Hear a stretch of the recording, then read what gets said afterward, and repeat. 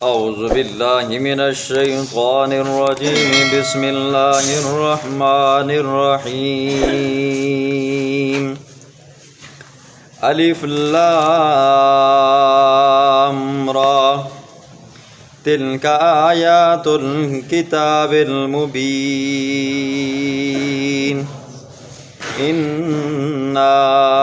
انزلناه قرآنا عربيا لعلكم تعقلون صدق اللہ العظیم۔ اس سورت کا نام سورت یوسف ہے، اور آپ نے ماقبل میں سنا ہے کہ کسی سورت کا نام رکھنے کی 3 وجہیں، یا لفظ کی مناسبت کی وجہ سے سورت کا نام رکھا جاتا ہے، جیسے سورت یاسین کے شروع میں یاسین آتا ہے، طاسین کے شروع میں طاسین آتا ہے، سورت صاد میں صاد آتا ہے، وغیرہ وغیرہ۔ نمبر 2، کسی سورت کا نام رکھنے کی دوسری وجہ یہ ہے کہ اس سورت کے اندر کسی واقعے کو بیان کیا جاتا ہے،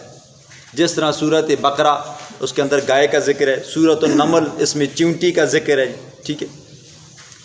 اور کسی سورت کا نام رکھنے کی تیسری وجہ یہ ہے کہ اس کے اندر ایک خاص مضمون کو بیان کیا جاتا ہے۔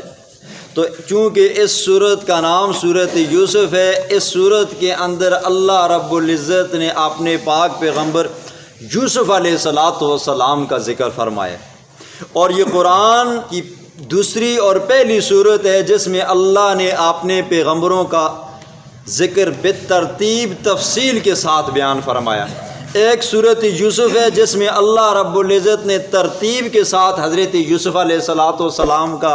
واقعہ بیان فرمایا، اور ایک صورت نوح ہے جس میں حضرت نوح علیہ السلام کا واقعہ اللہ نے بیان فرمایا۔ وگرنہ جہاں جہاں پر جس واقعے کی ضرورت ہوتی تھی، مضمون کی ضرورت ہوتی تھی، اللہ وہاں پر اس واقعے کو اتنا کر کے بیان کر دیتے تھے، کسی واقعے کو بھی پورا نہیں بیان کیا۔ کچھ واقعہ پہلے پارے میں کیا تو کچھ 6 7 میں کیا، کچھ 6 7 میں کیا، کوئی 22 23 میں کیا، لیکن پورا واقعہ کسی ایک صورت کے اندر بیان نہیں کیا سوائے صورت یوسف۔ صورت یوسف کا صورت ہود کے ساتھ ربط جوڑ یہ کہ صورت ہود کے اندر آپ نے سنا تھا اللہ نے فرمایا تھا کہ اللہ تعبدوا الا اللہ، اللہ کے سوا کسی کی بھی عبادت مت کرو۔ پھر آپ نے یہ بھی سنا تھا کہ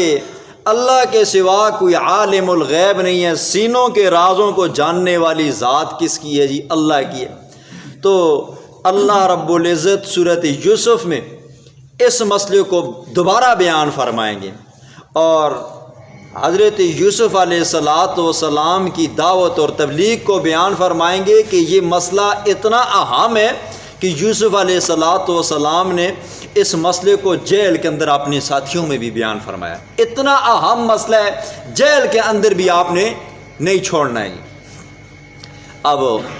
اس صورت کا شان نزول اور فضائل اور فوائد۔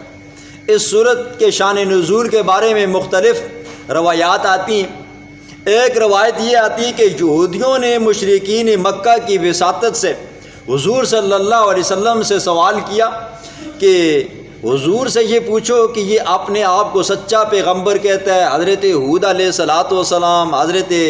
صالح علیہ السلام، اور اسی طرح حضرت نوح علیہ السلام کہ یہ کس سے بیان کرتا ہے، اس سے یہ پوچھو کہ یوسف علیہ السلام اور یعقوب علیہ السلام ان کا ملک تو شام تھا، یہ مصر میں کیسے پہنچ گئے؟ ایک دوسرا یہ ہے کہ وہاں پر جانے کی وجہ کیا بنی جی؟ تو اللہ رب العزت نے پوری یوسف اتار کر اس سوال کا جواب دیا۔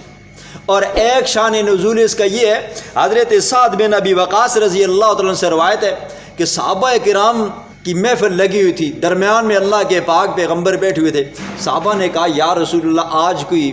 بہترین سبق آموز واقعہ ہمیں سنائے، تو اللہ کے پاک پیغمبر کے اوپر یہ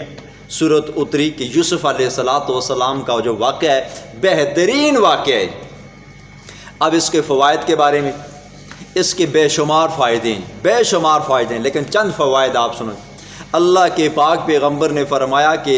سورۃ یوسف کو خود بھی پڑھا کرو، اپنے گھر والوں کو بھی پڑھایا کرو۔ اور ایک روایت میں آتا ہے جو بندہ خود پڑھتا ہے، اپنے گھر والوں کو پڑھاتا ہے یا سکھاتا ہے، تو فرمایا وہ بندہ دن قیامت کے راحت محسوس کرے گا۔ اور ایک روایت میں یہ آتا ہے کہ جو بندہ سورۃ یوسف کی تلاوت کرتا ہے، لگاتار کرتا ہے اور ہمیشہ کرتا رہتا ہے، اللہ رب العزت اس کا خاتمہ بالخیر فرماتے ہیں۔ اسی طرح ایک روایت میں آتا ہے کہ سورۃ یوسف کی جو بندہ تلاوت کرتا رہتا ہے وہ بندہ غموں سے ہمیشہ نجات رہتا ہے۔ ٹھیک ہے، اسی طرح اگر آتا ہے کہ کوئی بندہ پریشان ہو، غمگین ہو، کسی مسئلے میں پھنس گیا ہو، کسی کیس کے اندر پھنس گیا ہو، یا کسی ظالم جابر بادشاہ کے سامنے، جج کے سامنے، فوجی کے سامنے یا کسی وڈیرے کے سامنے اس کو پیش ہونا ہو، تو وہ بندہ قرآن کی اس آیت کی تلاوت کرے، ذالک لیعلم انی لم اخن بالغیب وان اللہ لا یہدی کید الخائنین، تو اللہ رب العزت اس کو بری کر دیں گے۔ صرف 3 دن پڑھے جی، اور پڑھ کر اس ظالم جابر کے پاس جائے یا عدالت میں جائے یا اسپتالوں میں جائے، جس جگہ پہ جائے جہاں پر اس کا کام پھنسا ہوا، تو اللہ رب العزت اس بندے کو وہاں سے سرخرو فرمائے گا۔ اور ایک فائدہ اس کا یہ بھی ہے کہ جو بندہ نفس کی بیماریوں کے اندر مبتلا ہو گیا ہو جی، اس سے اچھے کام ہوتے نہ ہو، اچھے کام کرنے کی اسے توفیق نہ ملتی ہو، ہمیشہ گناہ کے کام ہوتے رہے ہو اور گناہوں کی دل میں پھنسا ہوا ہو اور واپس نہ آ سکتا ہو، تو وہ بندہ قرآن کی یہ آیت وما ابرئ نفسی ان النفس لامارۃ بالسوء الا ما رحم ربی، صبح شام 21 مرتبہ یہ آیت پڑھے، اللہ رب العزت اس کو 21 دنوں کے اندر اندر اپنے نفس کی جو برائیاں ہیں ان سے پاک کر دے گا۔ اور اسی طرح ایک فائدہ اس کا یہ ہے کہ کسی بندے کی تنخواہ پھنس گئی ہو جی، ہوتا ہے نا جی، بندہ مزدوری کرتا رہتا ہے، اس کی مزدوری وہاں پہ پھنس جاتی ہے، ڈپٹی کرتا ہے تو کسی جگہ پہ ڈپٹی کے دوران اس کی مالک اس کی تنخواہ روک لیتا ہے، خیر جیسا کیسا بھی ہے اس کا حق کہیں پہ پھنس جاتا ہے، تو وہ بندہ 7000 مرتبہ صرف 7 دن جی یہ والی آیت پڑھے، نصیب برحمتنا من نشاء ولا نضیع اجر المحسنین، اللہ رب العزت اس کی جو پھنسی ہوئی تنخواہ ہے یا مزدوری ہے اللہ اسے واپس کر دے۔ اور اسی طرح ایک فائدہ یہ بھی ہے، اگر کوئی بندہ اپنی نوکری سے معزول ہو گیا ہو، اپنے عہدے سے معزول ہو گیا ہو، وہ بندہ بھی اگر اس صورت کی تلاوت کرتا رہے تو اللہ رب العزت اس بندے کو بھی اس کا عہدہ واپس لوٹا دیں گے۔ اسی طرح اگر کوئی بندہ مسافر ہو، سفر میں ہو، سعودیہ چلا گیا، دبئی چلا گیا، انگلینڈ امریکہ چلا گیا یا کراچی لاہور چلا گیا، اور وہ بندہ چاہتا ہے کہ میں گھر والوں کے پاس خیر و خیریت کے ساتھ، خیر و عافیت کے ساتھ پہنچوں، میرے گھر والوں میں سے کوئی پریشان نہ ہو، بیمار نہ ہو اور ایسی کسی پریشانی میں پھنسا ہوا نہ ہو، تو اس بندے کو چاہیے وہ بندہ 1000 مرتبہ اس آیت کو پڑھے، فاللہ خیر حافظا وہو ارحم الراحمین۔ اور اسی طرح اگر کوئی بندہ چاہتا ہے کہ میرا خاتمہ بالخیر اچھا ہو جائے، میں مرتے وقت مجھے کلمہ نصیب ہو، ایمان نصیب ہو، تو اس بندے کو چاہیے عشاء کی نماز کے بعد، فجر کی نماز کے بعد 7 مرتبہ یہ والی آیت پڑھا کر جی، فاطر السماوات والارض انت ولیی فی الدنیا والآخرہ توفنی مسلما والحقنی بالصالحین۔ اور اس کا ایک فائدہ یہ بھی ہے کہ اگر کسی بندے کی نرینہ اولاد ہی نہیں ہے جی، اور وہ اللہ سے نرینہ اولاد مانگتا ہے، بیٹے مانگتا ہے، یا کسی بندے کی اولاد تو ہے صرف بیٹے نہیں ہیں جی، بیٹیاں ہی بیٹیاں ہیں، تو اس کی زوجہ کو چاہیے، اس کی بیوی کو چاہیے کہ جب حمل ٹھہر جائے، حمل ٹھہرنے کے بعد 4 مہینے لگاتار یہ سورۃ یوسف کی تلاوت کر کے اپنے پیٹ کے اوپر بھی پھونک مارے اور پانی کے اوپر بھی پھونک مار کر پیے، اللہ رب العزت اسے نرینہ اولاد سے نوازے گا۔ اور ایک فائدہ اس کا یہ بھی ہے، جو بندہ سورۃ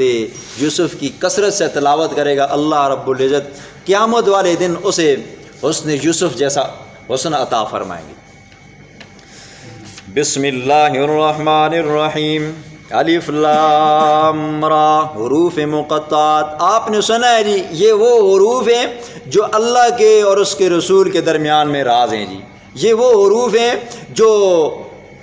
بڑے بڑے فصاح اور بلغاء کے لیے چیلنج ہے